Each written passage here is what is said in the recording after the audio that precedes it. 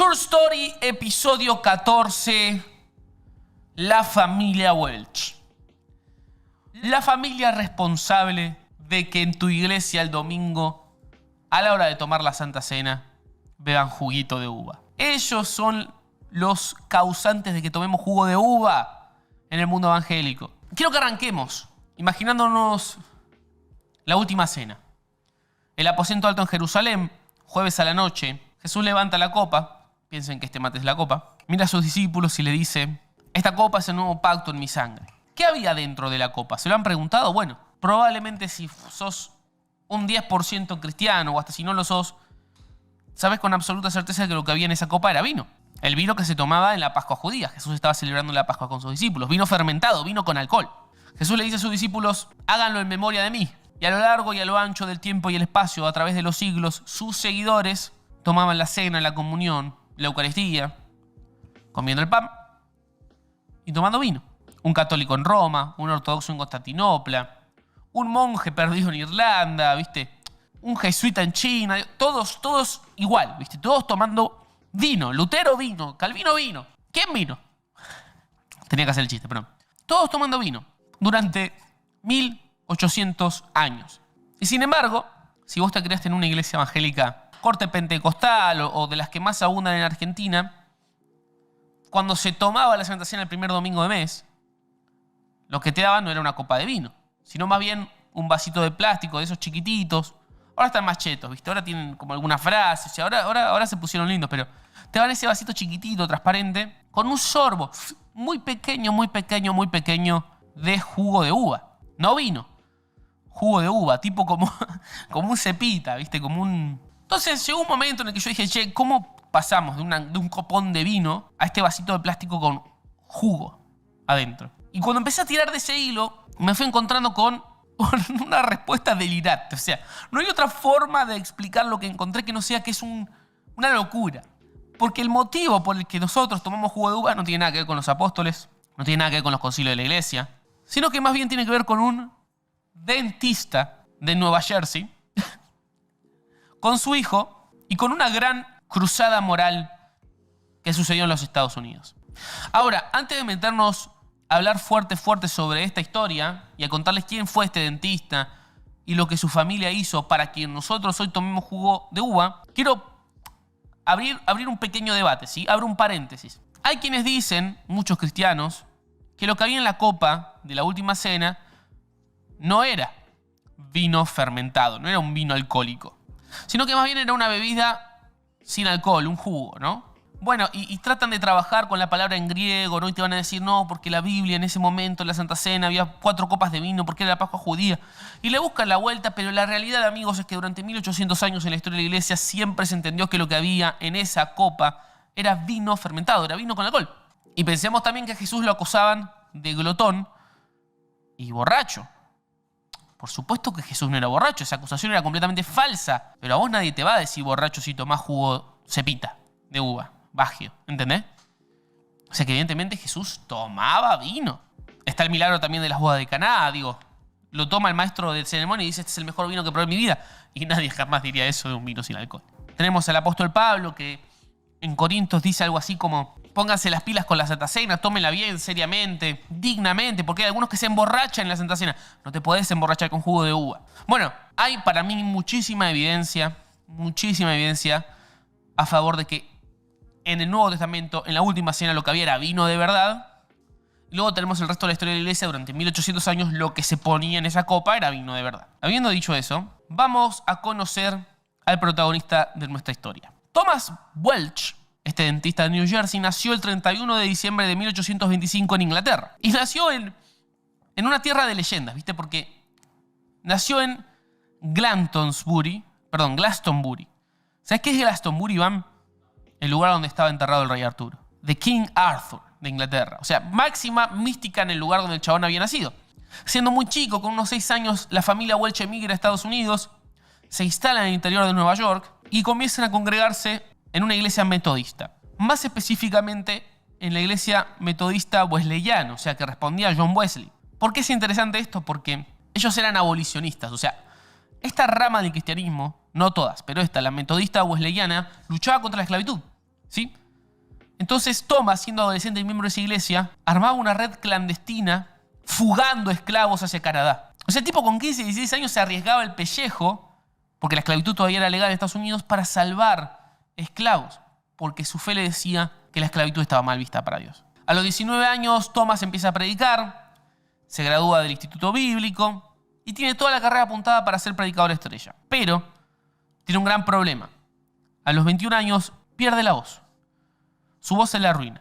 Tenía como unos nudos, tenía un problema crónico en sus cuerdas vocales que no le permitía a veces ni hablar. O sea, no había ni micrófono. Vos cuando predicás tenías que gritar en esa época, pero el tipo no podía ni hablar, ¿no? Entonces él, que desde chiquito se dedicaba a la fe, que había armado toda su vida, que había estudiado, se había sido formado para ser pastor, para ser predicador, tiene que pegar un giro en la vida y ganarse la vida de otra manera, porque ese ya no iba a poder ser su trabajo.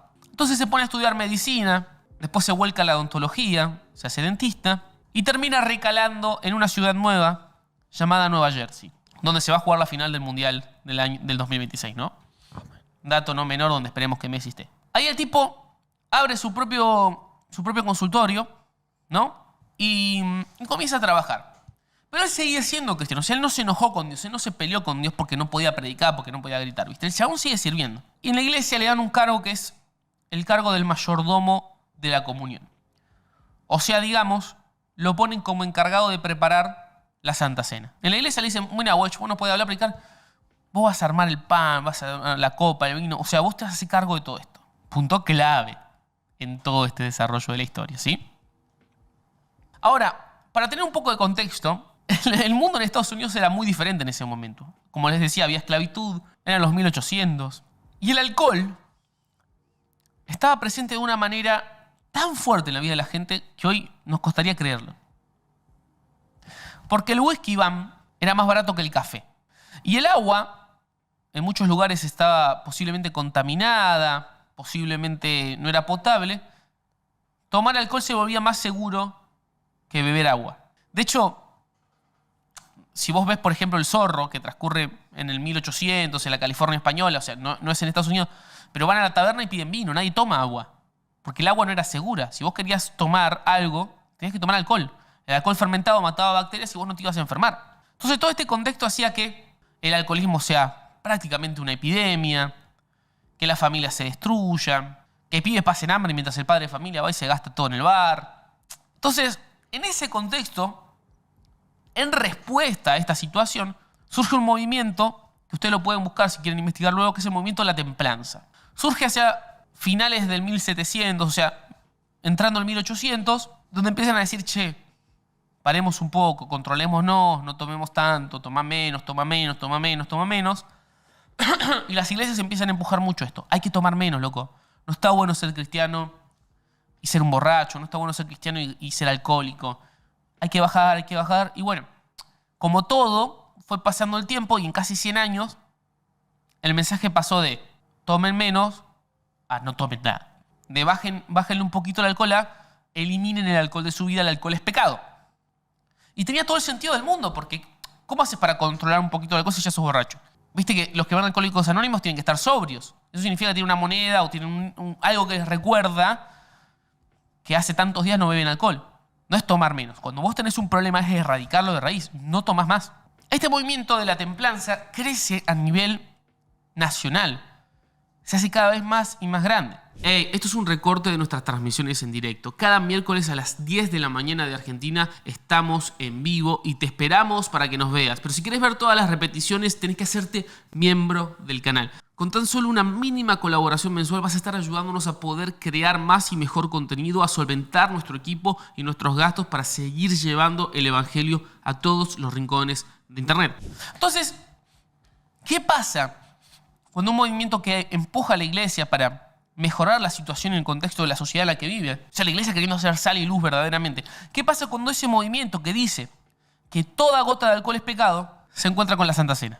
Bueno, la gente empieza a hacer preguntas, ¿no? A ver, loco, si el alcohol es pecado, si no puedo tomar una gota y Jesús no pecó, entonces Jesús no pudo haber tomado alcohol, ¿verdad? Tiene todo el sentido del mundo, si te lo pones a pensar en esos términos, ¿no? Como, che, si tomar alcohol está mal, es pecado, entonces Jesús no pudo haber tomado vino, porque él nunca pecó. Lo que él tomó debió haber sido jugo. El jugo también de la vida, o sea, jugo de uva. Bueno, esta lógica construyó toda una teología acerca de los dos vinos, del vino con alcohol, del vino sin alcohol, y que Jesús el que tomaba era el vino sin alcohol. Entonces, ya empezó a aparecer gente que no quería tomar la comunión, no quería tomar la Santa Cena porque tenía alcohol, ¿viste? No, yo no tomo eso es pecado. Y se empezó a generar un ruido interno tan fuerte en las iglesias americanas que algo había que hacer. Y nuestro protagonista, Thomas Welch, tuvo una brillante idea. Él, con sus 43 años, era un abstemio total. Se dice que le daba asco tocar, tipo, la botella de alcohol. O sea, era así de anti-alcohol el tipo. Entonces, le daba asco. Él estaba a cargo de la Santa Cena de su iglesia, le daba asco servir la Santa Cena. Como entusiasta científico, se encontró con un texto de Louis Pasteur. No sé si lo han escuchado hablar. Un genio científico, inventor de la pasteurización. Que es lo que permite que la leche esté pasteurizada, no tenga bacterias, no te mueras, ¿viste? Cuando la tomas. Bueno, la pasteurización, en honor a la verdad, tengo acá el apunte, es calentar un líquido para matar los microorganismos. Entonces Welch dice, ¿qué pasa si saco el jugo de la uva y en vez de esperar que fermente y que el alcohol mate a las bacterias y que quede el vino, qué pasa si detengo el proceso antes, hiervo el jugo, lo pasteurizo y mato todos los gérmenes? Y se pone a probar el loco, ¿viste? Empieza a exprimir en la cocina con la ayuda de su hijito, que tenía ya 17 años, o sea, no era un bebé. Hierve el jugo, lo embotella, lo sella y empieza a esperar, ¿viste? Entonces, pasan los días y cuando destapa la primera botella dice, che, no fermentó, no tiene alcohol. Lo toma y lo dice, esto está muy bueno. Y lo bautiza con un nombre que es gracioso, ¿no? Que es el vino sin fermentar del Dr. Welch. Que es lo mismo a decir, ¿viste? Asado vegano, café descafeinado, ¿no? Es como vino sin fermentar, ¿viste? ¿No? El vino fermentado es otra cosa lo que estás haciendo, ¿no? Pero bueno, John básicamente inventó el jugo de frutas. ¿Se entiende? Tipo, con una uva inventó el jugo de frutas. El tema es que Thomas era un desastre en relaciones públicas. El chabón no era muy bueno vendiéndose, ¿viste? Entonces su proyecto no prendió. Las iglesias no querían tomar ese jugo, ¿viste? Su iglesia no lo aceptó. Dijo, che, se lo vendo a los demás, nadie lo quería comprar. O sea, armó una pyme, ¿viste? Armó una pyme en la casa, dijo, encontré algo. Se puso a exprimir fruta, ¿viste? A hervirla, los jugos y no funcionó. Pero su hijo, Charles, que lo había ayudado, que tenía 17 años, con el correr del tiempo, a eso de los 23 años, dijo, esto tiene que andar, loco. Esto es una buena idea. Así que se toma, no sé no sé qué se toma en esa época, un colectivo, un caballo, ¿viste? Se va a Chicago en una especie de expo, una feria no sé, de emprendedores, algo así, muestra su jugo y ahí explota. Funda una compañía y funda una marca nacional que podés buscar ahora. Mira, poneme una imagen, Iván. Ponés jugos Welch. Es una de las marcas de jugo más famosas de todo Estados Unidos. Family Farmer Owned. La iglesia metodista cambió su libro de disciplina y empezó a empujar tomar jugo no fermentado.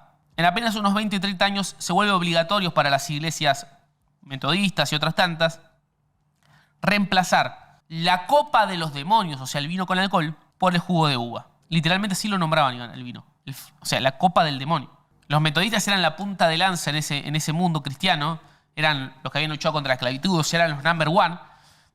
Entonces después todos los primos lo copiaron, ¿viste? Los bautistas, los presbiterianos, los pentecostales comenzaron a adoptar la misma práctica. No tomemos vino, tomemos jugo. Por eso hoy, cuando entras a una iglesia católica, anglicana, luterana, ves vino, pero en el mundo evangélico de Estados Unidos y de Latinoamérica, que la buena parte viene de allá, no toma vino sino jugo. Por un dentista en Nueva Jersey, ¿entendés lo que te digo? Toda la construcción posterior de los dos vinos, si fue fermentado, toda la teología nace después de este dentista. Para atrás nadie lo había cuestionado nunca. Es parecido en un sentido a lo que habíamos visto en cuanto al rapto de John Nelson Darby, ¿no? Sí. Es como tengo esta idea, voy a buscar en la historia cosas que hagan que esta idea sea verídica, sea verdadera, ¿no?